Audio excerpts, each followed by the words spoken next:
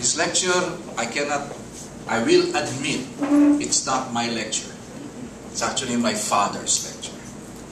My father was Dr. Antonio Gisbert. He used to be the Dean of UST. He's a trauma orthopedic surgeon, and he has been giving this lecture for the past 40 years. He became very interested in it only because he met a certain doctor by the name of Pierre Barbet. Pierre Barbet in the 1930s became very interested in the passion of Jesus Christ. Why? I'll explain later.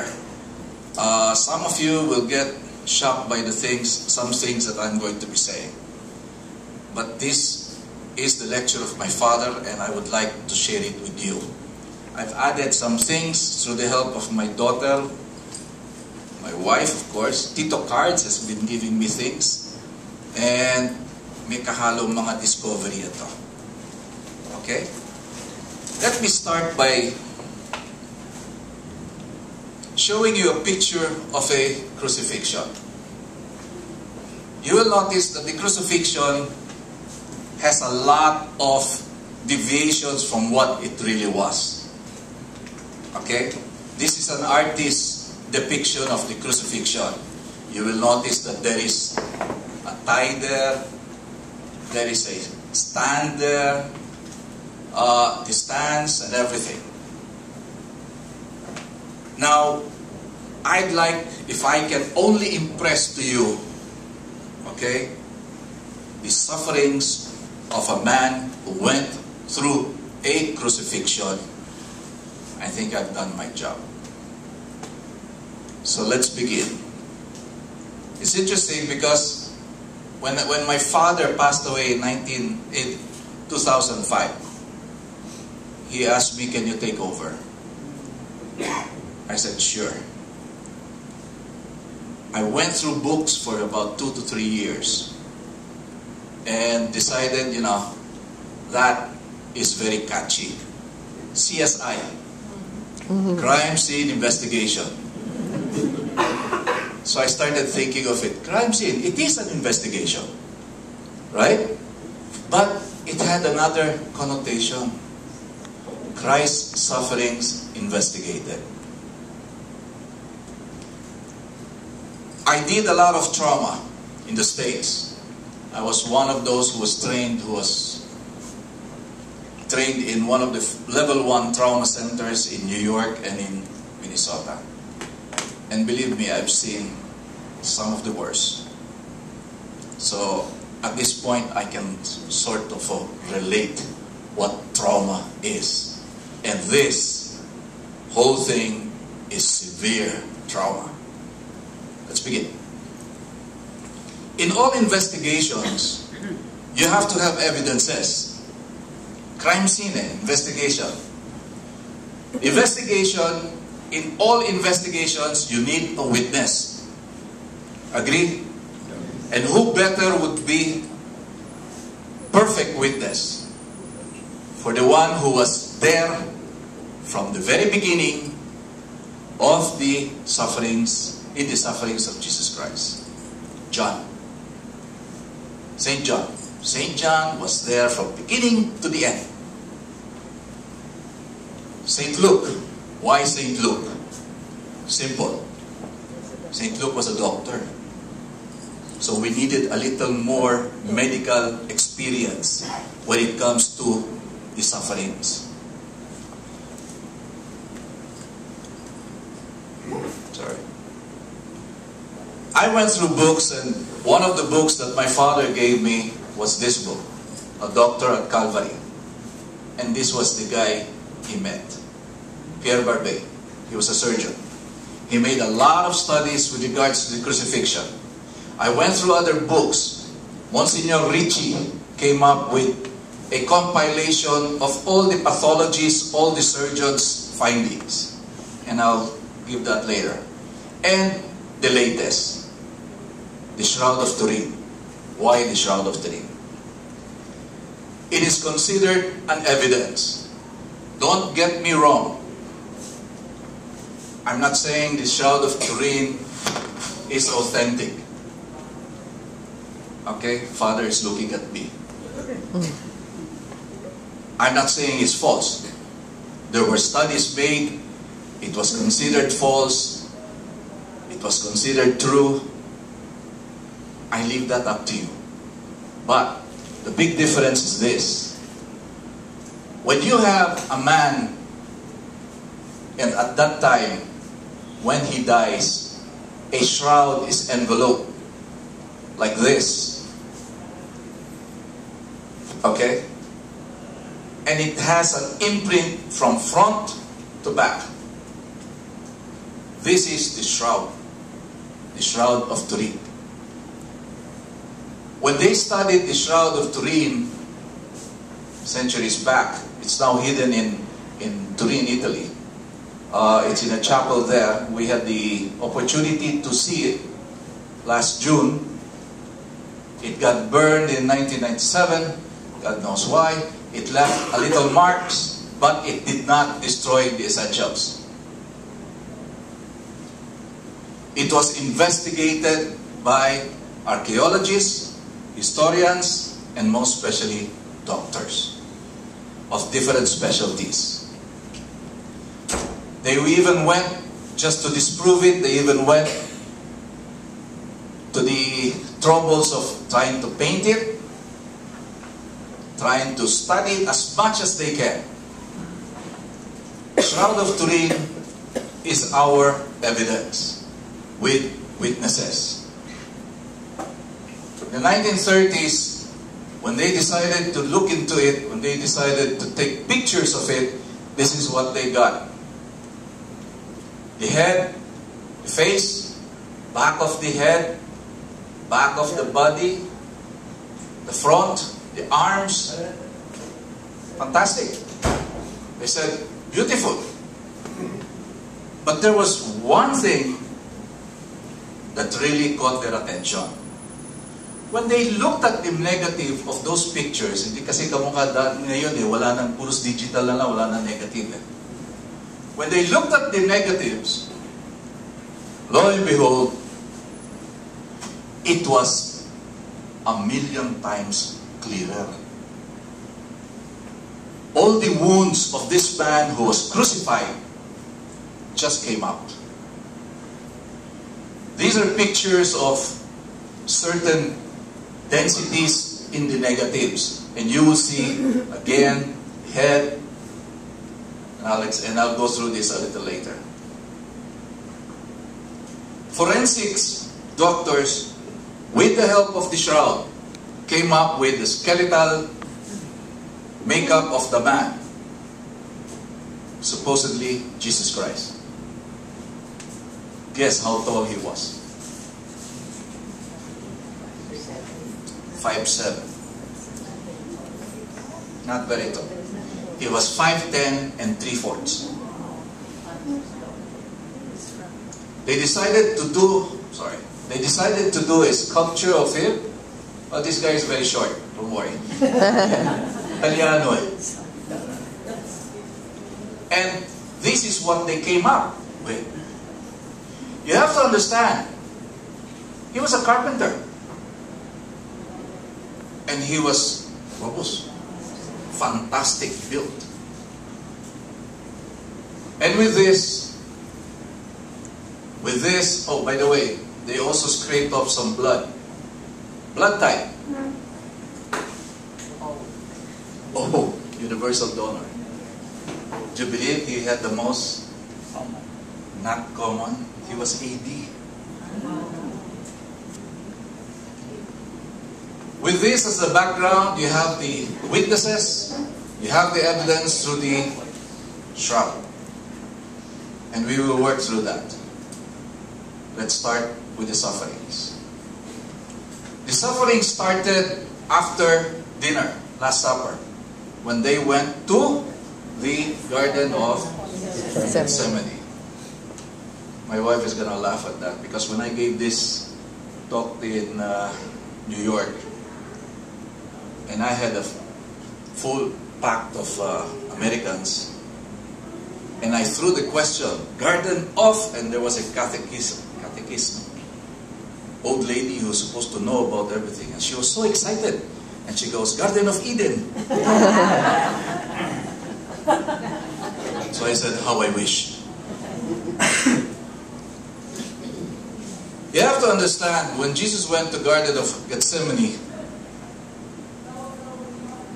to pray, there was sweat of blood. Melodramatic, isn't it? Just to portray, because he knew what was going to happen. Remember, he was God. He knew what he was going to go through every inch of the way. And while he was praying, according to St. Luke, he started sweating blood. Melodramatic. No. It is true. When somebody who is in very tense, stress moments, it does happen. It is called hematidrosis. It is sweat that comes with blood in extreme stress. St. Luke proved himself to be a fantastic doctor, because in the Bible he said, and his sweat became as clots of blood trickling down upon the ground. Fantastic. But it does happen. One of the facts, I'll give you some facts. During the Holocaust of Hitler's time, Hitler, because of his obsession on how Jesus died, started crucifying Jews. He wanted to know what Jesus went through. And he assigned a group of doctors to do that. This is in the articles of verboten. Verboten means forbidden. Dr. Pierre Barbet got hold of those things, of those documents. And one of the studies was exactly to put a lot of stress. And believe me, in those documents, written by doctors, it does happen. You sweat blood. By the way, do you know that Hitler was Catholic? He is not German. He's Austrian. From the time, from the Garden of Gethsemane, he was brought to Pilate. Okay? Now, let it be clear. Pilate did not want him dead. Reason being, because he didn't find any fault. So what happened? In Roman law, Pilate decided to have his scourging. Next pain, scourging. Scourging was used by the Romans for punishment, for minor offenses. But it is only to discipline somebody who claims is God. But never, never, never to kill him. Let's talk about the scourging. Forensics shows that the scourging done on Jesus Christ, okay, was done by two people. One tall, one short. How? How do we know this? Simple. First of all, let's look at the types, history, archaeology. Archaeology shows that there were so many types that were being used to scourge the thief or the one who is supposed to be punished. And you had the four prongs and so on and so forth. We'll get to the conclusion of what was used. When you look at the Shroud of Turin, and the forensics really studied it, they saw imprints in front. Remember, that's the face. Those are the arms. There were imprints dumbbell-like imprints all over the front. They studied how the whips were going. The whips were going from here, going this way, and going that way. Which only tells you that there were really two doing it. One on each side. The other one was short, the other one was tall. This is the imprints on the body. That's the front view. This is the back view. You will notice that this is the body, this is the leg. Those are the arms. It reaches all the way down to the legs. So he was being hit, even on the legs. Those are the views of how it was imprinted. Two people doing it. Those were the angles. Studies made by several pathologists showed and really looked into it.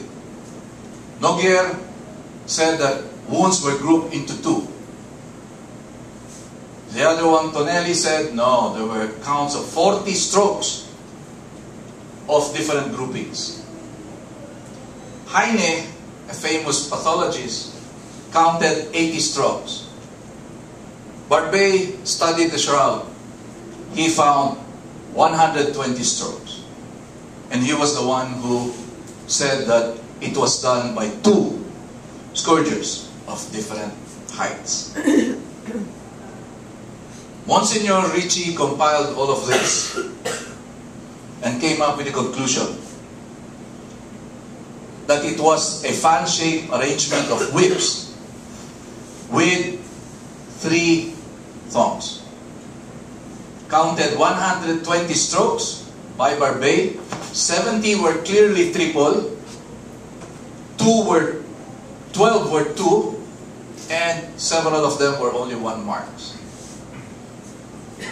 The examination pointed to groups of 3 using a flagrum, 3 thongs, ends were weighted by 2 little pointed balls. At that time, they would use wood, bone of the sheep, or lead, carried out by 2 men. So what was used? That was used. That's why your wounds, if you look at this, look at that, dumbbell, exacto, exacto. Have you watched The Passion by Mel Gibson? Yes. That is the closest thing to reality. Di ba may slow motion pa yun when they hit the back and it brings the flesh out? Imagine that, having 120 strokes of that. Believe me, you step on a thumbtacks and all your French words comes out. What about this man? Front and back. Every time he gets hit, it buries itself into the skin. And when it's pulled out, the skin goes along with it. 120 strokes. Next, crown of thorns. This has been a debate. What kind of crown was put? Everybody knows that the crowns were always those straps, right? No. Pathology, history, archaeology showed that what was placed on this man was a cap. It was designed exactly like this. You have thorny branches, thorns that were about 2 to 3 inches long. Imagine the whole thing being pressed on your head, the whole occiput area. How do we know it was done that way? Oh, the tree still lives in that area. And they called it Sisyphus spina crista. It's a lote tree. 2 2 to 3 inches goes into your skull. Not one, but a lot of them. It will cause massive bleeding. A lot of bleeding. Therefore, if you look at the back, the occiput area of the shroud, the head, forensic shows that there was a lot of bleeding. Those are blood stains. So he bled.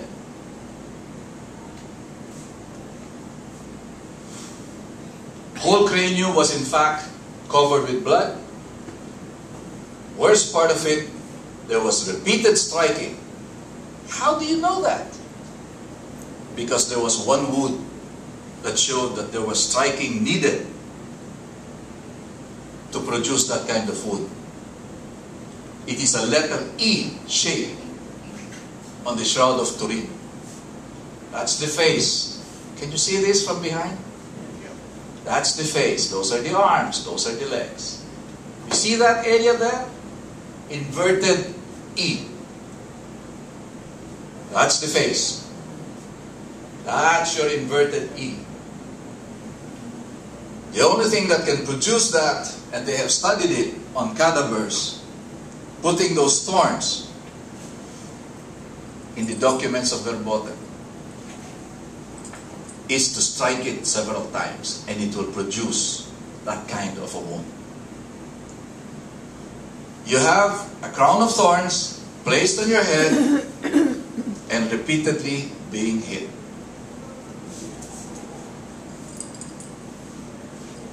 Next, the cross. In movies, you see Jesus carrying the whole cross. That is not true. They only carry the one punished or to be crucified, only carry the horizontal part. The vertical part is in the mountains, it's already fixed. They bring you there, and then they crucify you there. How? Archaeology shows that the cross is made out of two distinct pieces. It's a double wood, they call it. The steepest is the vertical. The patibulum is the one that you bring. It's the one that has to be carried. You put them together, you have the crux, the cross. Little did I know when I went through the history or the archaeological findings that there are two types of crucifix. The sublimis and the humilis. The sublimis is designed to be high, to show you off, to tell people that you are being crucified. They make it high. This is what Jesus had. The humilis is the lower one, very low. And it's designed, they crucify you for you to be eaten by the dogs, by the animals around, until you die. Believe me, the crucifixion is probably the most diabolical torture that was ever designed. Jesus was tied to the cross, to the cross piece, which is the horizontal. He had to bring it there. Okay? This will astound you. That was the patibulum. The patibulum is what? What was it? They found out that it was used as doors. The doors for, during the time. Those were the doors. They were slabs. Okay? Guess how much they weigh, more or less? 120 pounds.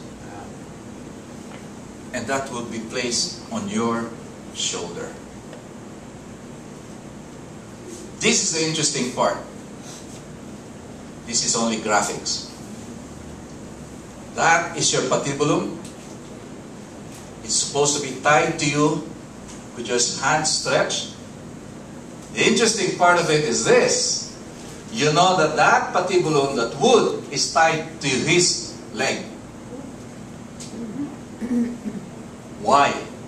Because when they were punishing the Romans, when they were punishing these people, and they were really sturdy people, remember, not everybody would be scourged. Not everybody will have the crowning of thorns, okay?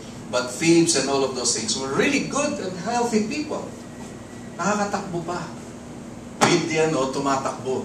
The Romans did not want that. You are for display. You cannot run. The way to avoid that was to tie you from here to your leg, to your left leg. And we have proofs of that. This is how it's done. There were 3 of them. Jesus was the 3rd. The first wooden plank there is tied to the 2nd. Okay? Para hindi makatakbo. The 2nd is tied to the 3rd. But that patibulum is tied to the leg. If you have 2 strong people in front of you, they would be pulling you. Agree? If you're the 3rd. Ergo, you have the 3 falls. And with that kind of arrangement, with that wood on your leg, on your left leg, you will absolutely fall. We will talk about the fall. How do we know that it was only the horizontal part? The shoulders of the man in the shroud showed 2 large imprints on the left scapula to the right scapula. Contusions, massive contusions. The weight of that was approximately about 120 pounds. This is the back of the shroud. If you put the beam here, you will see contusions darkening in that area. That's your right side. This is your left. They studied this and they showed massive blood, massive contusions. In other words, he was more or less like this when he was walking. Simply because he was tied. So when you walk, you have to do this. And that those 2 people in front of you keeps on pulling you. He was weak. He was scourged. Not to mention, a man who has all those dumbbell imprints, massive contusions on your back. You put a 120-pound ledge on the back. Tell me, during that time, hindi kinakatam ng kahoy. They're not smooth. Raw. Believe me, when you have a splinter, how does that feel? This is a raw area on the back, placed on a very, very crude, placing a very, very crude wood. And he had to walk, carrying all of this. This is another view of it. That's your right side, left side. This is an artistic way of showing it. You will see that the right side, the higher part, and the left side. These are the dumbbell artistic view of how the scourging was. First fall. How do you know it's the first fall? How do you know it's the second? How do you know it was the 3rd? Studying the shroud showed a lot of things. Not only that, universities in Italy and Spain decided to come up with studies. And they did. Kawawa naman yung mga estudyante. And when you are bringing something like this, a ledge that is tied to your leg, and you cannot control, and you fall, which part is going to catch your fall? Your face. And how I wish it was a cementado nice. Of course not. Those were crude cobblestones. The first floor depicted one thing. Remember, his leg was tied to the cross. And every tug that is being pulled on him by the two people in front of him who were very strong would obviously make him fall. Results, massive contusions on the face, swelling of the eyebrows. This is a picture of the knee, the left knee. This is the right, that's your left. Conclusions, forensics, that had a lot of contusions because that would fall first. The right would, when he falls, he would fall knee, left knee, and then the weight of that one, his face next to catch it. But remember, he was bringing a 120 pounds ledge. Not only did he fall face first, but the weight of that one added to the impact. If you look at this, the face, that's your inverted E. Forensics showed massive edema, swelling in that area. Left brow, cheekbone, signs of a lot of bruising. Second fall, they continued studying it. Next fall would be again what? The face. Results, fracture, nasal, more edema, right side down. Remember, when you fall the first time and you hit your left side, the next fall, iilag ka eh. Agree? Iilag ka ngayon, right side ngayon. This is how they accounted it. Okay? Same thing. Fracture of the nasal area. Bible says there were no broken bones. Not a single bone. Still true. Fracture denotes bone. Correction. Nasal. Nasal bone is cartilage. Still not bone. Third fall. Again, the man on the shroud was at the tail end. They could not afford him to die because the design of crucifixions is for you to be displayed. Therefore, Simon of Cyrene was brought in. History shows that actually he was not a volunteer. He was just pulled out to carry it. So that to avoid contusion of the brain, because he kept on falling, they decided to untie him from the slab, give it to somebody else to bring. At the end of all of this, all the falls that he had, forensics pathologists came out with all of these bruises on the face, fractured of the nasal cartilage, swelling all over the face, right and left. See how that is? That's how he fell 3 times.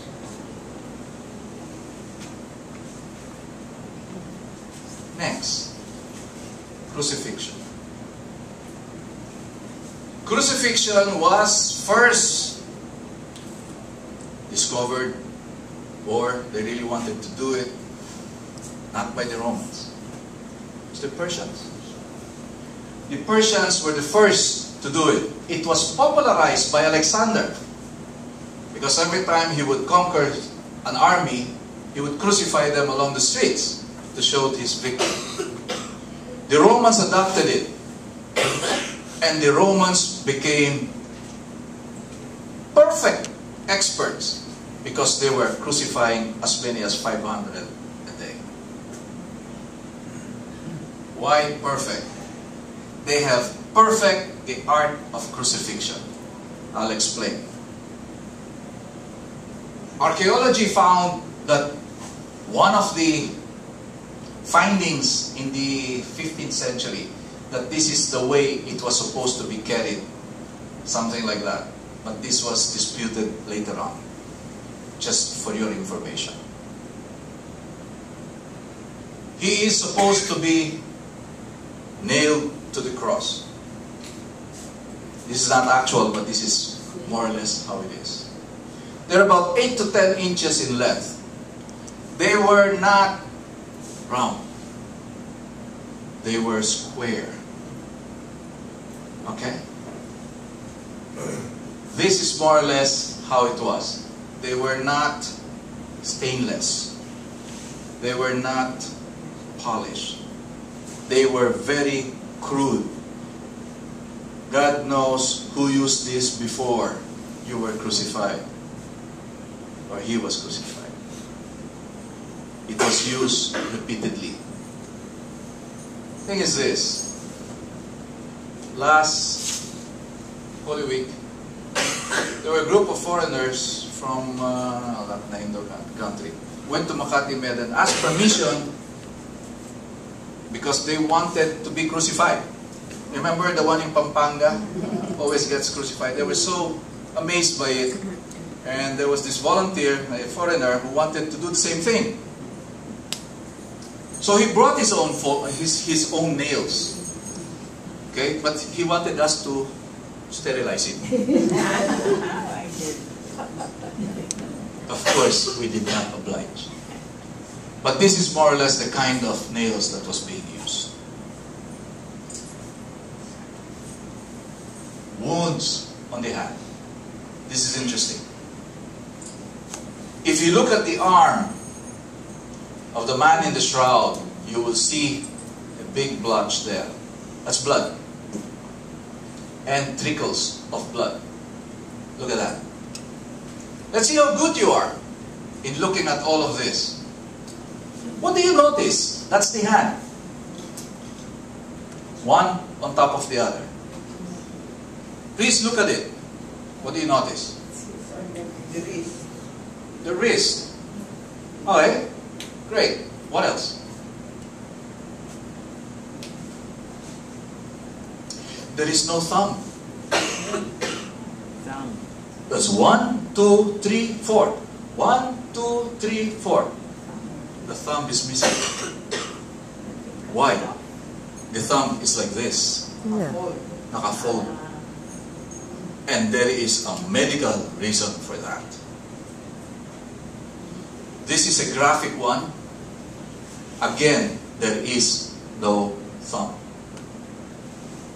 Microscopic na to eh. Why? Everybody, in all the pictures, in all the crucifix, you have it where? Am I right? They studied this in the Holocaust. If you put it here, the man will not last. It will rip the whole thing and the man will fall. You have to put it somewhere where the man can be sustained in that position. Okay? They found out, Pierre Barbet found out, that if you angulate those nails, no matter how you hit it, angulate it like this, it will come out somewhere in the wrist. It will hit a spot, which is called, in medical terms, destot spot. It is in the carpals. If you hit it exactly there, those bones will move and it will accommodate the nail of that magnitude. And it will hold the person for as long as you want. Problem was, if you put it in that area, you look at the anatomy, you have exactly where it is, the median nerve. There are 3 nerves. The radial, median, ulnar. The median falls exactly there, where you're going to hit it. What is the effect of destroying the median nerve? The median nerve is responsible for this. So when you destroy that nerve and you hit it, right there, automatically the thumb goes in. So medically, that shroud is telling the truth.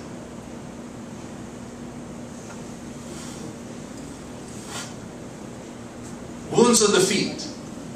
This is interesting. In your crucifix, in your house, in church, you will see that, what? There are, what do you call this? Stands, so that it's kept up. No, there's no such thing. Is it right over left? It's left over right. Remember the left leg with a lot of contusions because kept on falling? The nails, the foot, the right foot is under the left. How do we know that? Simple. Study the shroud. This is your right. You see the stains of blood? It's even. Which means that the foot was placed on this cross flat. Agree? So, it's even. The left is something else. Scattered. They looked at it under a microscope. If you can see, I know all your eyes are better than mine. 1, 2, and 3. 1, 2, 3. Those are fingers. Finger marks. Nakaganon na. To hold the foot, to be able to hold the nail. Because when you nail somebody, you have to put them like that. You should hold it and hold the nail like this. You had 3 fingers underneath, and the nail was being held so that you can hit it. That was the fingerprint of the one who was nailing the man on the shroud. Conclusion, it is left over right. That's the way it was done. They only use 1 nail. That's the reason why the left is on top, the right. Crucifixion question is, what was the position? If you look at the shroud and the trickles of the blood, he had to take one position. And they discovered that this was the position. Why? Reason being is that if you stay like this, every time you breathe, okay? If you remember, I remember in Ateneo, Mr. Concepcion is here, when I was in grade school, when we were told to inhale, inhale, exhale. Agree? Why? When you put your arms up, there's more air coming in because you expand your lungs. Agree? And when you put your hands down, when you exhale, CO2 comes out. But this man is nailed to the cross. So every time he would take a breath, he has to agree? But his feet are nailed to the cross. Every time he would try to breathe, he would put his weight on those feet and try to pull himself up. To avoid more pain, he has to go one side. And it would be the right because of the trickles of blood. Imagine a man that is on the cross. Every breath that he takes is excruciating pain. Forensics shows that the right trickles more on the right, which only shows us that this is the position that was taken. More evidences. Axonometry shows more or less this is the kind of position he has. Pope John Paul, when he would go around, he would have this long thing. That's tough. if you have a picture of him bringing that, look at that stuff.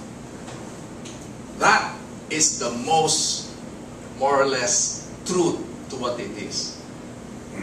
Because it is exactly the same position in that stuff. And this would be the most comfortable position for somebody who is crucified.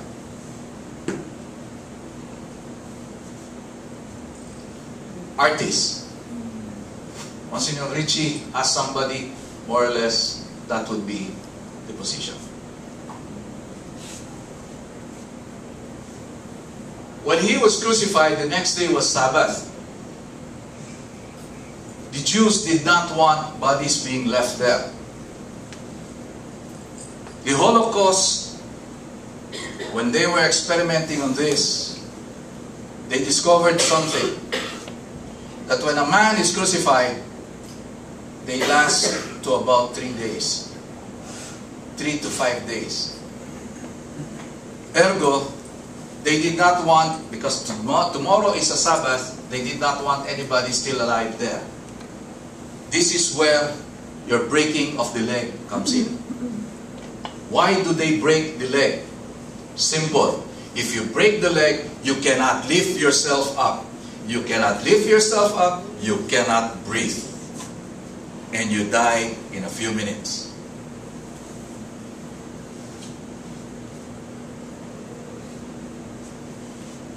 The soldiers went to breaking the first. Then they broke the leg of the second.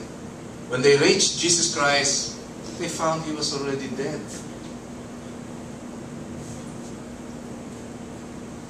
At that point, the centurion who had the task to give the coup de grace, which means the last blow before, you proclaim that this man is dead, did, according to them, the honors. They pierced it. And what came out? Blood and water. Melodramatic, you would say. No, that's true.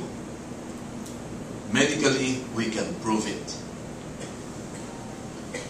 The man in the shroud, this is the right. Don't think it's the left. If you look at it like this, you'd say, left yan eh. No, he was pierced on the right. Why? Because when the shroud was placed on top of you, it would be like this. Agree? This is my right. That's his right. So it's on the right. The Romans were so experienced in doing this. The Romans were trained to hit on the right. That's history. Why? To hit the right side of the heart. Why? Because the right side of the heart, there are two sides of the heart, the right and the left. The right side has a smaller diameter of muscle. The left side is very, very thick. When you hit somebody, when you stab somebody on the left side, this person can still walk away because the muscles are thick, they will contract. But if you hit the person on the right side of the heart, the bleeding is massive and it causes instant death. The Romans were trained to hit always on the right side. The shroud showed he was hit on the 5th intercostal space, somewhere here. So if you see the crucifix that they had it on the left, sorry, it's wrong. What was used? This was used. According to the rank of the Romans, this is a centurion. They go by graduations. And you have about, probably the birth of this is about 1.5 inches. Somewhere about this big. The shroud showed that. Even the size of the spear. They did a lot of studies on this. X-rayed it, and they showed, where was he hit? Could it hit the heart? Could it hit the aorta? This is wrong. This is correct. If you hit the person on the 5th intercostal, it would hit the lung, it would hit the right side of the heart. Still doesn't explain blood and water. And at once came out blood and water. John was there. Okay? President of the Royal Medical Society, Dr. Stroud, studied this, and it is called hemopericardium, blood in the area of the heart and of the lungs. Great. So he was stabbed. Remember, he was already dead when they stabbed him. This is the explanation. This is the area of the stabbing in the shroud. This is the blood. And if you will see, there is area that is light, not blood. You have to understand, the blood is composed of many things. Red blood cells, protein, plasma, and so on. The plasma is the white stuff. What happens in persons who are persecuted, persons who are beaten up, they produce a certain hemorrhage in the lungs. And there, it is called sedimentation. When the person dies, the gravity of the blood cells, the red blood cells, goes down. The plasma remains on top. Remember in the hospitals, in the labs, they have that centrifuge, they put the blood there, and that's what it happens. It is to separate the components of blood. You have the fluid on top, and the red blood cells below. If he was stabbed here, what would come out first? Red. The red. Followed by the plasma. Therefore, he was right. Medically, blood and water came out. Conclusions of the chest wound. Dr. Stroud came up with conclusions in the studies of people who had hemoperitoneum, people who had that kind of congestion in the lungs and in the heart. Mind you, a lot of cases, they would cry out loud. Last words of Jesus Christ, he shouted, 7 last words. Blood was found in varying quantities. Sedimentation has already proceeded. And that's where you have the difference of specific gravity, wherein blood will come out, then your plasma. Let's come to the end. In medical lingo, it is what we always end up with. What was the cause of death of Jesus Christ? There was hunger. Remember, he died at 3 o'clock in the afternoon. He was never fed. He was scourged. He was tied. He was brought. He was made to walk. He was made to carry. He never took a single thing. You had a lot of stress depicted by the sweat of blood. There was scourging enough for you to drop that kind of scourging. There was the crowning of thorns. And lastly, to be crucified. So what was the cause of death? Asphyxiation. Out of breath. In all their studies of people who were crucified, in the articles of Verboten, they all die of asphyxia. Out of breath. But the problem was, he died 3 hours from the time he was crucified. And if he was a big man, a carpenter, well built, and people who were put on the cross would die 3 days after, he died 3 hours only. For somebody who is robust and who was almost ready for it, he died 3 hours after. You have to remember, he was man, but he was also divine. He was God. And what was the last word? Father, correct me, huh?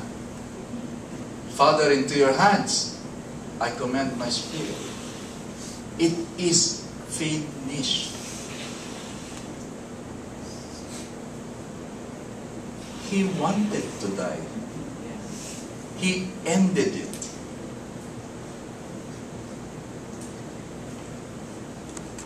If you look at the man in the shroud, forensics put a face into it. And I would always remember my father described that face into one word: majestic. Somebody who went through all of this, look at that face. This is the shroud. They painted over it. Forensics did it. That is more or less the face.